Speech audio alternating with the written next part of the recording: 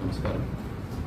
ఈరోజు 30వ తారీఖు జూన్ 2025వ సంవత్సరం కలెక్టర్ గారి ఆదేశాల మేరకు అనంతపురం రూరల్ తహసీల్దార్ వారి కార్యాలయంలో గ్రీవెన్స్ డే ఏర్పాటు చేయడం జరిగింది.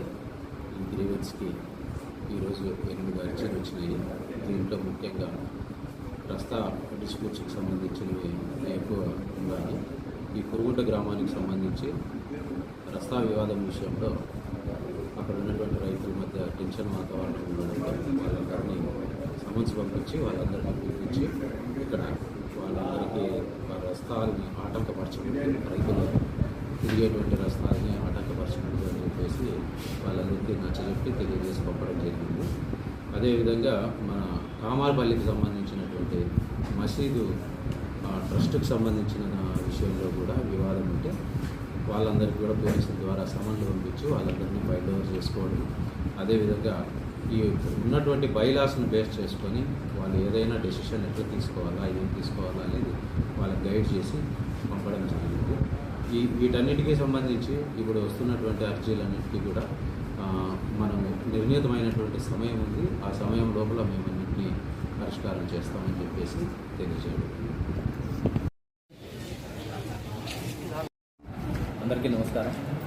ఈరోజు రాష్ట్ర ప్రభుత్వం యొక్క ఆదేశాల మేరకు ప్రజా సమస్యల పరిష్కార వేదిక పీజీఆర్ఎస్ ప్రతి సోమవారం కూడా మండల స్థాయిలో తహసీల్దార్ కార్యాలయాల్లో ఈ యొక్క పీజీఆర్ఎస్ కండక్ట్ చేయడం జరుగుతుంది. అందులో భాగంగా ఈరోజు అర్బన్ మండలంలో కూడా పీజీఆర్ఎస్ను కొనసాగించడం జరిగింది.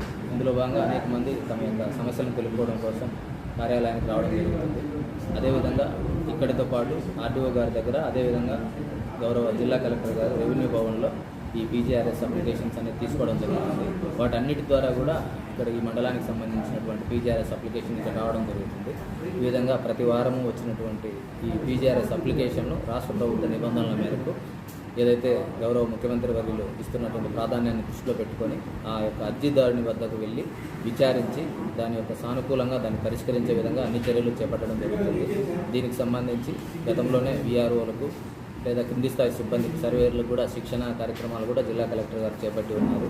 వాటన్నిటిని దృష్టిలో పెట్టుకొని పీజీఆర్ఎస్కి సంబంధించి ఏదైతే ఎస్ఓపి ఉందో ఆ యొక్క నిబంధనల మేరకు కూడా కంప్లీట్ చేయడం జరుగుతుంది. అర్బన్లో ప్రధానంగా ఇంటి పట్టాలకు సంబంధించిన అంశాలు, అదేవిధంగా ఏ నారాయణపురం రాజీవ్ కాలనీలో ఉన్నటువంటి అగ్రికల్చర్ ల్యాండ్కి సంబంధించిన విషయాలు ఎక్కువగా వస్తుంటాయి. దానికి సంబంధించి ఖచ్చితంగా కింది స్థాయి క్షేత్రస్థాయిలో ఉన్నటువంటి సిబ్బంది వీఆర్ఓలు మరియు విఎస్లను క్షుణ్ణంగా అధ్యయనం చేసిన తర్వాత దానికి సంబంధించినటువంటి డాక్యుమెంట్లను కూడా పరిశీలించి నిర్ణయం తీసుకోవడం జరుగుతుంది. ఈ పీజీఆర్ఎస్ కోసం సోమవారమే కాకుండా నిరంతరం రెవెన్యూ సిబ్బంది వారం పొడవున కార్యాలయంలో అందుబాటులో ఉండడము, ఏదైనా సమస్యలు ఉంటే వాటిని పరిష్కరించడానికి చర్యలు చేపట్టడం జరుగుతుంది.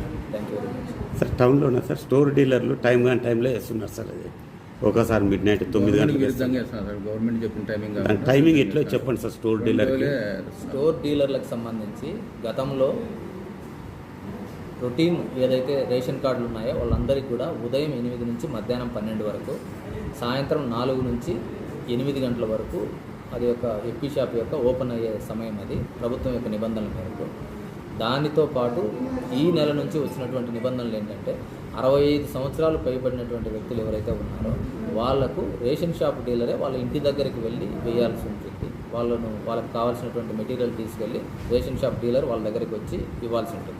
రేపు 1వ తారీఖు నుంచి 8 గంటల నుంచి 12 వరకు, 4 గంటల నుంచి 8 వరకు ఖచ్చితంగా అన్ని షాపులు 1వ తారీఖు నుంచి 15వ తారీఖు ఓపెన్ అయి ఉంటాయి.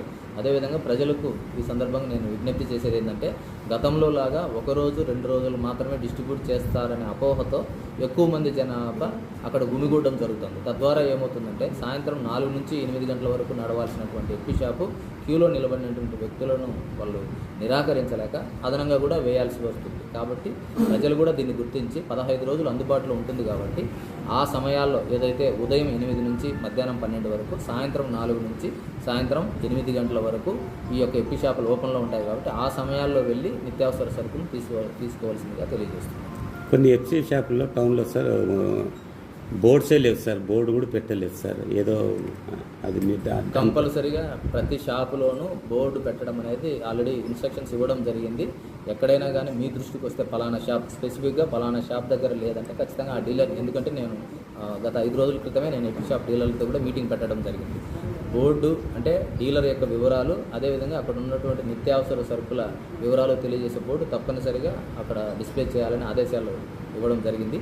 అట్లా ఏదైనా ఎవరైనా దాన్ని అతిక్రమిస్తే ఖచ్చితంగా వాళ్ళ మీద యాక్షన్ తీసుకోవడం అనేది జరుగుతుంది. Thank you sir.